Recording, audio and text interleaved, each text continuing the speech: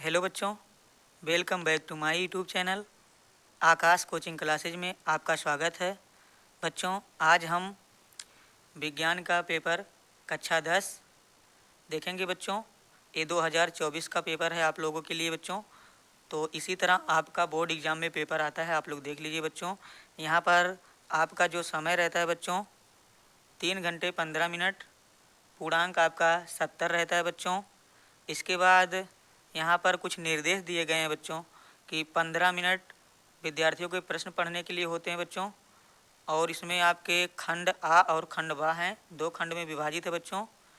यहाँ पर दिया है आपको सभी खंड। ये बच्चों यहाँ पर जो निर्देश दिया है इसे आप लोगों को पढ़कर इसके बाद आगे काम करना है बच्चों। तो चलिए, यहाँ पर कह रहा है सभी प्रश्न अनिवार्य हैं। तो बच्चों आप लोग देखते हुए चलिएगा। यहाँ देखो बच्चों, आपका खंड आ गया। उपभाग 1 खंड आ कह रहा है बहुविकल्पीय प्रश्न। तो यहाँ पर बच्चों हम बहुविकल्पीय प्रश्न हल कराते हुए चलेंगे, ध्यान दीजिएगा आप लोग। तो बच्चों दिया है अवतल दर्पण के सम्मुख ध्रुव और फोकस के बीच स्थित वस्तु का प्रतिबिंब बनता है। तो बच्चों कैसा प्रतिबिंब बनता है? सीधा, आभासी और बड़ा। ठीक है बच्चों, आगे चलते हैं हम लोग, ध्यान दीजिएगा आप लोग। दूर दृष्टि दोष यानी दीर्घ दृष्टि दोष के निवारण में कौन सा लेंस प्रयुक्त होता है? तो बच्चों कैसा लेंस प्रयुक्त होता है?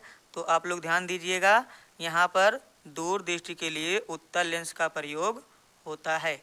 आगे बच्चों अगला प्रश्न आपसे कह रहा है, एक लेंस से 0.2 मीटर दूर रखी वस्तु के आभासी प्रतिबिंब का आवर्धन 0.5 है, यह लेंस होगा। तो यह कैसा लेंस होगा बच्चों? यहाँ देखो 0.2 मीटर फोकस दूरी वाला अवतल लेंस होगा बच्चों, यही आपका सही हो जाएगा।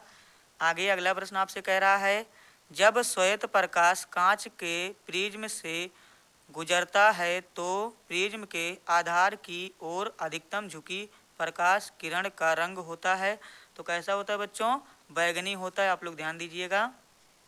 आगे R1 व R2 प्रतिरोधों के 2 तार समांतर क्रम में जोड़े जाते हैं तो इनका तुल्य प्रतिरोध होगा। तो इनका तुल्य प्रतिरोध कितना होगा बच्चों? तो इनका जो तुल्य प्रतिरोध होगा R1 गुणे R2 बटे R1 प्लस R2, यही वाला सही हो जाएगा बच्चों। आगे आप लोग ध्यान दीजिए, अगला प्रश्न आपसे क्या कह रहा है, बिजली के बल्ब का फिलामेंट तंतु बना होता है। तो बच्चों आपको पता होगा टंगस्टन से बना होता है, टंगस्टन से। आगे अगला प्रश्न, वैद्युत सेल में रूपांतरण होता है। तो वैद्युत सेल में किसका रूपांतरण होता है बच्चों? रासायनिक ऊर्जा का वैद्युत ऊर्जा में रूपांतरण होता है। आप लोग ध्यान दीजिएगा बच्चों। चलिए हम अगला प्रश्न देख लेते हैं। अगला प्रश्न आपसे क्या कह रहा है, देखो बच्चों अगला प्रश्न कह रहा है, रासायनिक अभिक्रिया 2FeCl3 plus 2H2O plus Y, इसके बाद बच्चों कह रहा है 2FeCl2 plus H2SO4 plus 2HCl में Y है। Y क्या है बच्चों? तो यहाँ पर आपका SO2 हो जाएगा। अगला प्रश्न क्या कह रहा है, निम्नलिखित में कौन सा अम्लीय लवण है? तो बच्चों आपसे लवण पूछा जा रहा है। तो अम्लीय लवण जो है बच्चों NaHSO4 हो जाएगा। आगे आपसे पूछा जा रहा है, मैट में मुख्यतः होता है। तो मैट में क्या होता है? Cu2S तथा FeS होता है बच्चों, ध्यान दीजिएगा।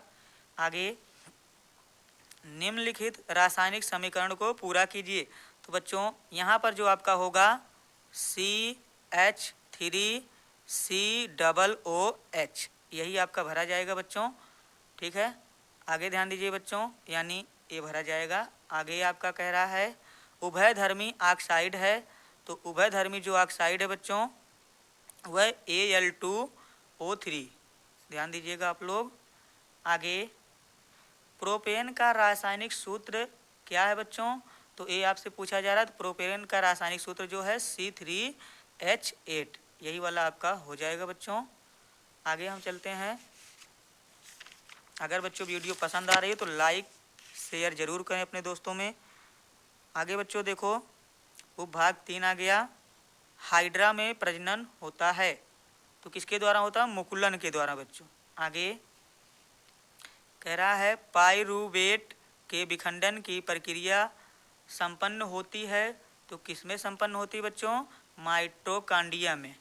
माइटोकांड्रिया में संपन्न होती है। आगे बच्चों क्या कह रहा है? मनुष्य में वृक्क किस तंत्र से संबंधित है? तो उत्सर्जन से। ठीक है बच्चों। आगे अगला प्रश्न आपसे कह रहा है मेंडल ने प्रारंभिक शिक्षा प्राप्त की थी तो गिरजाघर में। बच्चों मेंडल आपके वैज्ञानिक है बच्चों जिन्होंने मटर के पौधे पर प्रयोग किया था। आगे मादा जनन तंत्र के किस भाग में लूप स्थापित किया जाता है? तो बच्चों गर्भाशय में। ध्यान दीजिएगा आप लोग, गर्भाशय में।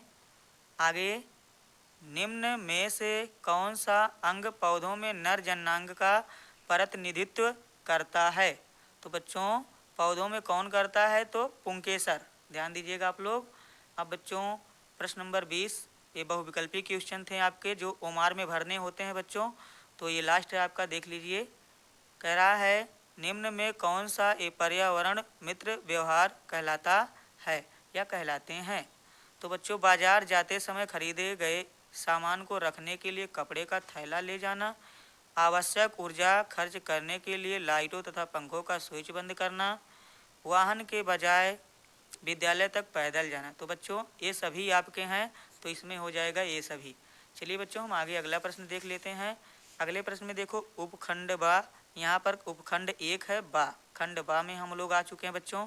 तो यहाँ पर ये आपके कुछ प्रश्न दिए गए हैं, आप लोग इसे देख लीजिए और इसका स्क्रीनशॉट ले लीजिए बच्चों, ये आप लोग तैयार कर लीजिएगा। यहाँ पर देखो कुछ इस तरह क्वेश्चन आपके बोर्ड में आते हैं बच्चों। चलिए हम अब आगे चलते हैं। आगे देखो बच्चों आपका क्या है, थोड़ा सा और बचा है।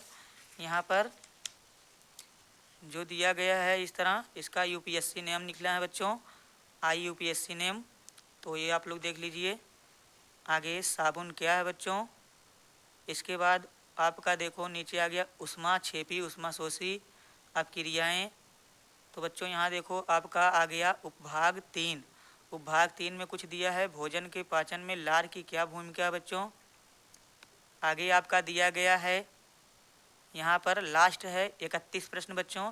31 प्रश्न में आपका अथवा करके दिया गया है, तो आप लोग देख लीजिए। यहाँ पर दोनों में से एक ही करना है बच्चों, या तो इसे कीजिएगा या तो इसे कीजिएगा। बस प्रश्न यहीं तक थे बच्चों। ठीक है बच्चों। तो अगर आपको वीडियो पसंद आई होगी तो हमारे वीडियो को लाइक करें, अपने दोस्तों में शेयर करें और चैनल को सब्सक्राइब करें। आपका वीडियो देखने के लिए बहुत बहुत धन्यवाद। मिलते हैं अगली वीडियो में, तब तक के लिए बाय बाय।